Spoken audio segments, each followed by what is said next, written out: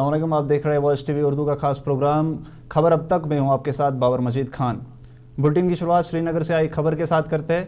श्रीनगर में आज जम्मू कश्मीर कांग्रेस प्रेसिडेंट तारिक हमीद कर्रा ने जम्मू कश्मीर में एक वर्कर्स कन्वेंशन के दौरान मीडिया से कई मुद्दों को लेकर बात की। तारिक हमीद कर्रा ने जम्मू कश्मीर में ड्यूल कंट्रोल सरकार को लेकर बात की। उन्होंने कहा कि अब यहाँ के आम लोग भी परेशानी का शिकार हो गए हैं कि आखिर जम्मू कश्मीर को चला कौन रहा है। एक तरफ से एलजी और दूसरी तरफ से जम्मू कश्मीर की चुनी हुई सरकार है। उन्होंने कहा कि जम्मू कश्मीर में जानबूझ के ऐसी चीज़ों को बढ़ावा दिया जाता है जिनसे यहाँ के लोगों को परेशानियों का शिकार हो। तारिक हमीद कर्रा ने कहा कि हालात अब ऐसे हो गए हैं कि यहाँ पर अब मुलाजमों को भी कन्फ्यूजन होने लगा है कि हम आखिर एलजी के अंदर आते हैं या फिर जम्मू कश्मीर की चुनी हुई सरकार के तहत। उन्होंने कहा कि मुझे ये बात समझ में नहीं आ रही कि जम्मू कश्मीर के लोगों ने आखिर कौन से गुनाह किया है जिन गुनाहों की सज़ा यहाँ के लोगों को आज भुगतनी पड़ रही है। आप मुझसे उसी बात के बारे में पूछ रहे हैं जो लगातार मैं बोलता आया हूं। मेरे ख्याल में उस वक्त किसी ने ये बात नहीं की थी कि ड्यूअल कंट्रोल सिस्टम। आज चीफ मिनिस्टर साहब भी उस ड्यूअल कंट्रोल सिस्टम की बात कर रहे हैं। I have been saying about it for a long time now. I know this is very, very detrimental as far as the people of Jammu and Kashmir is concerned. I know it is not in the national interest. I know that certain forces are purposefully perpetrating it. So I am a conscious person that way. जिस हिसाब से मैं आपको वो बात बता रहा हूं, लेकिन जैसे कसम खा के रखी है उन लोगों ने कि यहां की बात नहीं हमने सुननी है, उसी बुनियाद पे मैं आपको बार बार बोलता आया हूं, आप साथियों को, कि ऐसा क्या गुनाह किया है जम्मू कश्मीर के लोगों ने जिनकी उनको सजा दी जा रही है। तो लिहाजा मैं उनसे फिर से गुजारिश करता हूं, इस आग को हवा मत दें। ये एक अनरेस्ट क्रिएट कर रहे हैं जम्मू कश्मीर में, जम्मू कश्मीर के यूथ में, जम्मू कश्मीर की गृहिणी में, जम्मू कश्मीर के मुलाजिमों को देखिए क्या हालत करके रखी हुई है। उसको ये नहीं पता कि मैं किसके तहत आता हूं, आया कि मैं चुनिंदा सरकार के तहत आ रहा हूं, उसका पाबंद हूं या एलजी का पाबंद हूं। और बार बार ये मैं बोलता आया हूं कि इसका बराह रास्त नुकसान जम्मू कश्मीर के लोगों को, बिलखसूस यहां के गरीबों पे पड़ रहा है। आज पीडीडी का पता ही नहीं है वो किसके तहत है। आज बिलें देख लीजिए, अभी आपके सामने यहां पे खवातीन रो रही हैं। हर 3 महीने के बाद में बिजली फीस बढ़ाई जा रही है। कौन है जो इसको कंट्रोल कर रहा है? कौन है जिसकी वजह से ये सब हो रहा है? क्या ये जानबूझ के हो रहा है? ऐसा ना हो यहां पे एक अनरेस्ट क्रिएट हो जाए।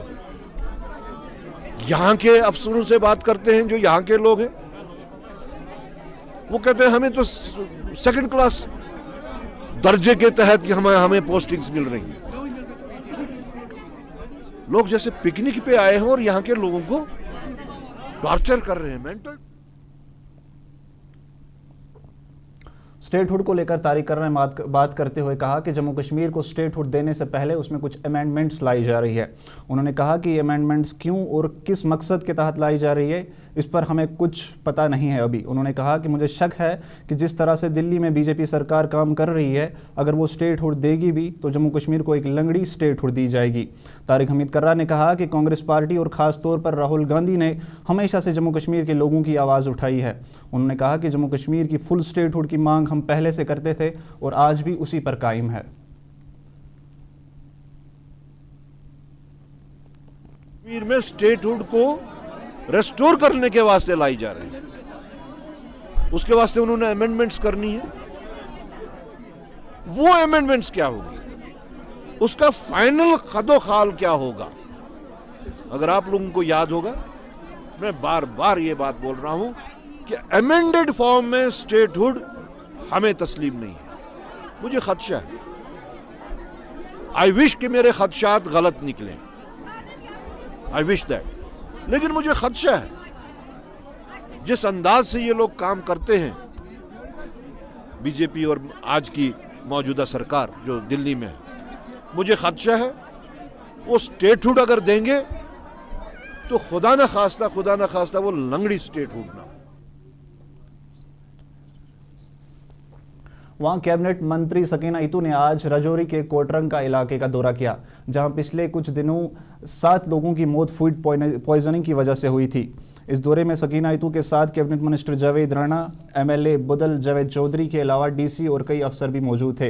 इस दौरान सकीना इतू ने वॉइस टीवी से बात करते हुए कहा कि इस दौरे का मकसद यहां हेल्थ फैसिलिटीज़ का जायज़ा लेना था और साथ ही साथ जिन लोगों की पिछले दिनों फूड पॉइजनिंग मामले से मौत हो गई थी उनके बारे में जानकारी हासिल करना। उन्होंने कहा कि अभी भी 28 लोग का इलाज जेलों में चल रहा है और जिन लोगों की मौत हो गई है इस फूड पॉइजनिंग की वजह से, उन्हें सरकार की तरफ से जो भी मदद की जाएगी वो हम ज़रूर करेंगे।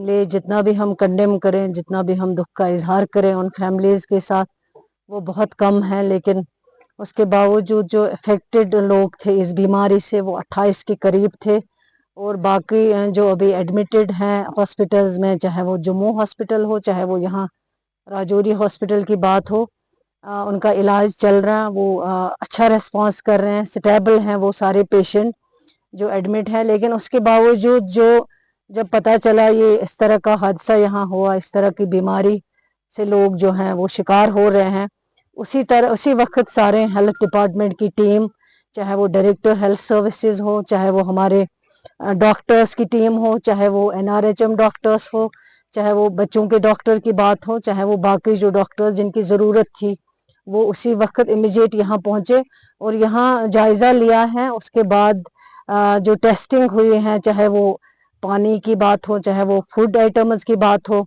चाहे वो और कोई रिपोर्ट की लेने की बात हो, यहाँ पे डिस्ट्रिक्ट डेवलपमेंट कमिश्नर साहब इन्होंने भी कोऑर्डिनेट किया हुआ है, हमारे हेल्थ सेक्रेटरी साहब इन्होंने भी कई मीटिंग्स की हैं। मैं भी इनके साथ साथ जो है जानकारी लेती थी। हमारे जो यहाँ के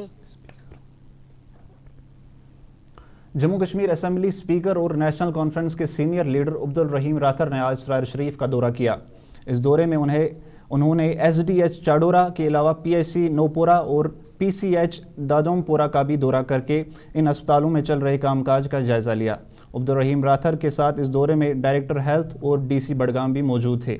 मीडिया से बात करते हुए उन्होंने कहा कि इस दौरे का मकसद अस्पतालों में हो रहे कामकाज का जायज़ा लेने के साथ साथ इन अस्पतालों को मज़ीद कैसे बेहतर बनाया जाए उस पर ध्यान देना था।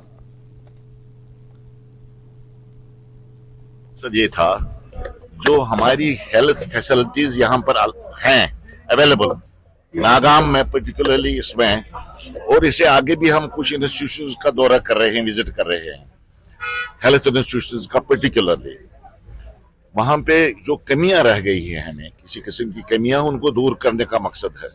जो हमारे कंसर्न ऑफिसर्स हैं, जो अरबाबी इक़दार हैं, जिनके हाथ में है इन कमियों को दूर करना, वो आज इस दौरे में हमारे साथ थे। हमने इन प्रॉब्लम्स को यहाँ पर डिस्कस किया और मुझे उम्मीद है वो वक्त दूर नहीं जब ये कमियां दूर हो जाएंगी और आवाम को जिन मुश्किलात का सामना है उन मुश्किलात का इंशाअल्लाह खात्मा होगा। इंफ्रास्ट्रक्चर बराबर जबरदस्त है आपकी कॉन्स्टिट्यूंसी में, लेकिन अभी भी कुछ कमियां है। कब तक हम उम्मीद रखेंगे कि कमियां पूरी होंगी? वही तो मैंने आपको कहा, मकसद ही वही है हमारे दौरे का, कमियों की निशानदेही करना।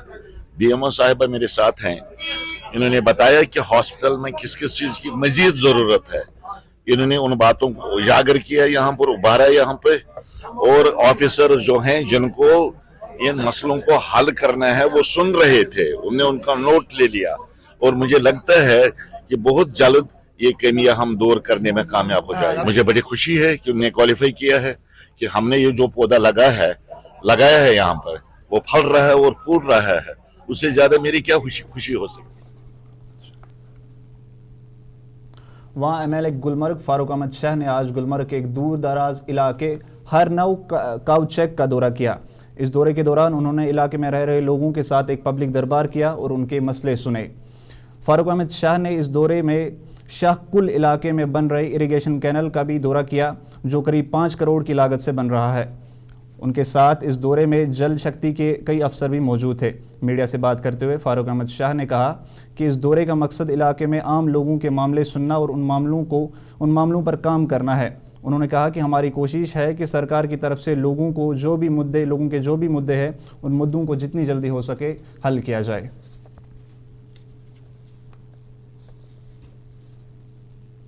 इस अलग एक सवाल है, इसको बहुत ही इनको काफ़ी मुश्किलात का सामना करना पड़ता है on account of water supply, on account of roads. और ये जो मशहूर एक कैनाल थी शाहकुल, ये भी बंद हो गई है with the passage of time. लिहाजा इनकी डिमांड थी, मैंने इनको ये वादा दिया था कि इंशाल्लाह ये जो है शाहकुल को हम करेंगे दोबारा रिवाइव। इसका मैंने DPR बनवाया है, it has gone to the concern जो है क्वार्टर्स। इंशाल्लाह मार्च के बाद हम इस पर शुरुआत करेंगे काम की।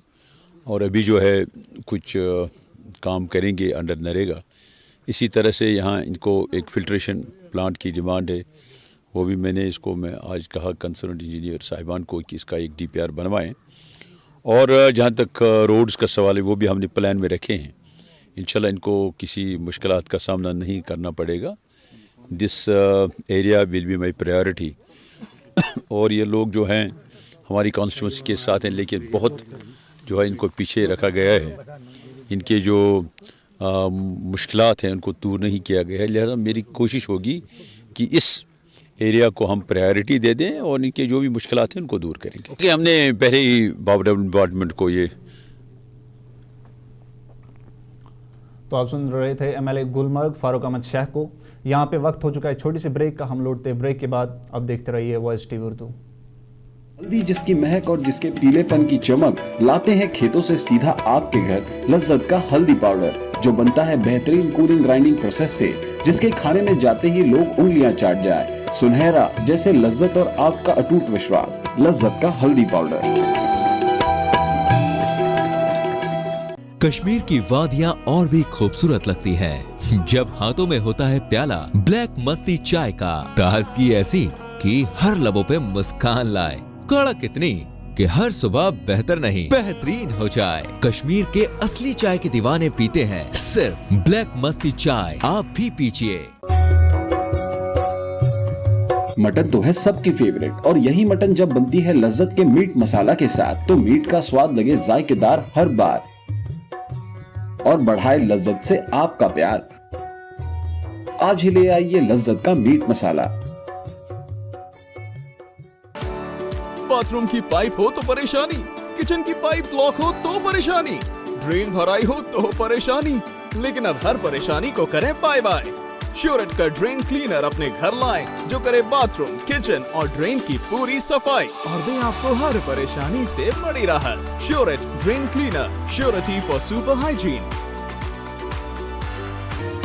जो लाए तेजपन हर एक निवाले में और मिर्च जो बनता है लज्जत के विश्वास और प्यार से। लज्जत का रेड चिली पाउडर जो लाए हर जायके में एक गजब सा तीखापन और बढ़ाए खाने का स्वाद दुगना। आज ही ले आइए लज्जत का रेड चिली पाउडर जो लाए। ब्रेक के बाद आपका फिर से स्वागत है। बात कुलगाम की करेंगे। कुलगाम में आज गैर कानूनी तरीके से हो रही माइनिंग को लेकर DMO कुलगाम और कुलगाम पुलिस की तरफ से एक छापेमारी की गई। ये माइनिंग कुलगाम के शिव नाले में हो रही थी, जहां पुलिस के साथ साथ आज DMO Kulgam district mining officer Kulgam ने अचानक छापा मारा और करीब 11 बुलडोजरों के साथ साथ कई गाड़ियां भी सीज की।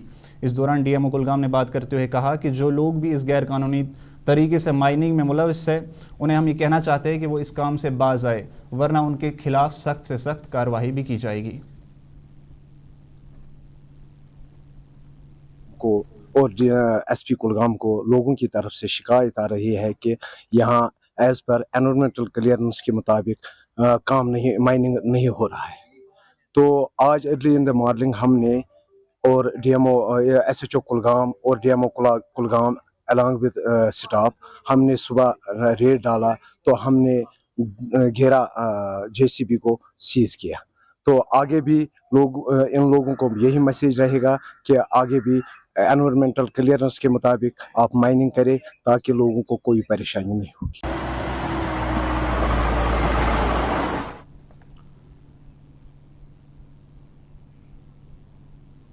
वहाँ जम्मू में आज मेडिकल एम्प्लॉयज़ फाउंडेशन की तरफ से एक प्रेस कॉन्फ्रेंस की गई। इस प्रेस कॉन्फ्रेंस में फीमेल मल्टीपर्पस हेल्थ वर्कर्स ने अपनी परेशानियों को सामने रखा। इनका कहना है कि परमानेंट मुलाजिम होने के बावजूद भी इन्हें पिछले 6 महीनों से अपनी सैलरी के लिए सरकार से गुहार लगानी पड़ती है। हेल्थ वर्कर्स के मुताबिक इनकी सैलरी पिछले 6 महीनों से लगातार बंद है, जिसके चलते इन्हें काफ़ी परेशानियों का सामना करना पड़ता है। फीमेल मल्टीपर्पस हेल्थ वर्कर्स के प्रेसिडेंट नीलम कुमारी का कहना है कि हम सरकार से खास तौर पर हेल्थ मिनिस्टर सकीना इतू से मांग करते हैं कि हमारे इस मसले को जितनी जल्दी हो सके हल किया जाए और हमारी जो बंद सैलरी है उन्हें भी हमें जल्दी से जल्दी दी जाए ताकि हम भी इन परेशानियों से थोड़ा छुटकारा हासिल कर सकें। के परमानेंट एम्प्लॉय हैं, लेकिन हर साल डेढ़ के बाद हमें सैलरी के लिए गुहार लगानी पड़ती है। अभी भी हमारी 6 महीने की सैलरी जो है पेंडिंग है। हम सैलरी के बिना सफर हो रहे हैं। बच्चों की स्कूल की फीस पेंडिंग है। कुछ हमारी बहनें बीमार हैं, दवाइयों की बड़ी प्रॉब्लम आ रही है, रोज का किराया देना है। कुछ बहनों ने लोन लेकर रखे हुए हैं। जैसा कि हम देखते हैं कि बिजली का बिल अगर 1 महीने नहीं दिया जाता तो दूसरे महीने उन पर इंटरेस्ट लग जाता है। लेकिन हम इतने मजबूर हैं कि हम अपनी सैलरी की प्रॉब्लम को लेकर 2 बार अपने डिप्टी सीएम सुरेंद्र चौधरी जी के पास भी गए और हमारी कश्मीर की बहनें जो हैं वो अपनी हेल्थ मिनिस्टर मैडम सकीना जी से भी मिली हैं, लेकिन अभी तक हमारी सैलरी का कोई भी हल नहीं हुआ है। अभी 6 महीने पहले जून में हमारे एलजी सर ने ये अप्रूव किया था कि इनके लिए कॉर्पस फंड बनाया जाएगा और इनकी सैलरी जो है वो रेगुलर हो जाएगी। तो जब हमें पता चला कि हमारी सैलरी जो है रेगुलर हो गई है तो हमने इसके लिए बहुत बड़ा अपने एलजी सर का, गवर्नमेंट का धन्यवाद किया। लेकिन आज दोबारा हमारी 6 महीने से सैलरी जो है पेंडिंग है। हम अपनी हेल्थ मिनिस्टर मैडम सकीना जी से, अपने हेल्थ सेक्रेटरी जी से रिक्वेस्ट करते हैं कि हमारी पेंडिंग सैलरी जल्दी से जल्दी रिलीज की जाए और इसका परमानेंट सोल्यूशन किया जाए। हमें बड़ी उम्मीद थी कि हमारी गवर्नमेंट बनेगी और हमारा जल्दी से जल्दी ये हल हो जाएगा। अगर हमारी गवर्नमेंट हमारी सैलरी का परमानेंट सोल्यूशन करने में और पेंडिंग सैलरी रिलीज करने में फेल रही तो हम 8-10 दिन के बाद सारे कामकाज छोड़कर प्रोटेस्ट करना स्टार्ट कर देंगे। हम स्टेट गवर्नमेंट के परमानेंट एम्प्लॉय हैं, लेकिन हंदवारा के मावर इलाके से एक ऐसी खबर सामने आई है जो जम्मू कश्मीर में उन हज़ारों नौजवानों के लिए मिसाल बन गई है जो दिन रात सरकारी नौकरियों के लिए ठोकरें खाते रहते हैं। दरअसल मावर में रह रहे एक नौजवान सिद्दीक आलम, जिसने अपने ही इलाके में फिश फार्म की शुरुआत करीब 2 साल पहले की थी और आज पूरे इलाके में उन्हें हज़ारों बेरोज़गार नौजवानों के लिए एक मिसाल बने हुए हैं, जो दिन रात उन नौजवानों के लिए जो दिन रात सरकारी नौकरी के चक्कर में लगे रहते हैं। सदीक के मुताबिक उन्होंने इस फिश फार्म की शुरुआत करीब 2 साल पहले की थी और इस फिश फार्म को अपने ही इलाके में बनाया था और आज के मुताबिक ये फिश फार्म उन्हें सालाना करीब 5 से 7 लाख का मुनाफा भी देता है। वॉइस टीवी से बात करते हुए उन्होंने कहा कि ये फिश फार्म न सिर्फ उनके लिए एक रोज़गार का ज़रिया है बल्कि उनके साथ साथ 4 से 5 लोग भी काम करते हैं जिनके लिए ये एक रोज़गार है। सदीक आलम का कहना है कि मैं उन तमाम नौजवानों से कहना चाहता हूं जो सरकारी नौकरियों के पीछे अपनी आधी ज़िंदगी निकाल देते हैं, उन्हें बिना वक्त ज़ाया किए अपना कारोबार शुरू कर देना चाहिए ताकि वो अपने साथ साथ दूसरों के लिए भी रोज़गार का ज़रिया बने। मैं इस फिश फार्मिंग के साथ लगा हूँ। आजकल जो है बेरोजगारी काफ़ी ज़्यादा होती जा रही है, तो मुझे आइडिया है क्योंकि हमारी जो हमारी ज़मीन यहाँ पर थी तो मुझे लगा कि ये कहीं बेकार है, तो मैंने इसी बीच सोचा कि मैं क्या कुछ ना कुछ इसमें करूँ। तो मैंने यहाँ पे गवर्नमेंट की मदद से, फिशरी डिपार्टमेंट की मदद से मैंने यहाँ पर एक क्राउड फिश यूनिट खड़ा किया, तो इंशाल्लाह काफ़ी अच्छा चल रहा है काफ़ी इनकम में इससे जनरेट कर रहा हूँ। तो मुझे लगता है कि आजकल नौजवानों को जो है वो नौकरियों के पीछे न दौड़े, अपना कोई बिजनेस कोई ना कुछ खड़ा करे ताकि वो अच्छे से पैसे कमा सके। तो हाँ बिल्कुल, हमारे साथ इस वक्त कम से कम 4 से 5 जो है इस वक्त बंदे जो है हमारे साथ काम करते हैं, तो उनका घर भी चलता है और इंशाल्लाह हमारा घर भी अच्छे से चलता है। फिक्स डिपार्टमेंट के बगैर तो कोई कुछ मुमकिन नहीं था, क्योंकि उन्होंने हमें सब्सिडी दी ये सब बनाने में। तो और जो उनके वो अफसर है उन्होंने काफ़ी हमारा सपोर्ट किया ये सब बनाने में। मैं पढ़े लिखे आज के जो नौजवान है उनको यही मैसेज देना चाहता हूँ कि अपनी टांगों पे खड़ा हो, कुछ ना कुछ करें। ये तो आप देख रहे थे खबर अब तक। फिलहाल इस बुलेटिन में इतना ही। मुझे दीजिए इजाज़त। आप देखते रहिए वॉइस टीवी उर्दू।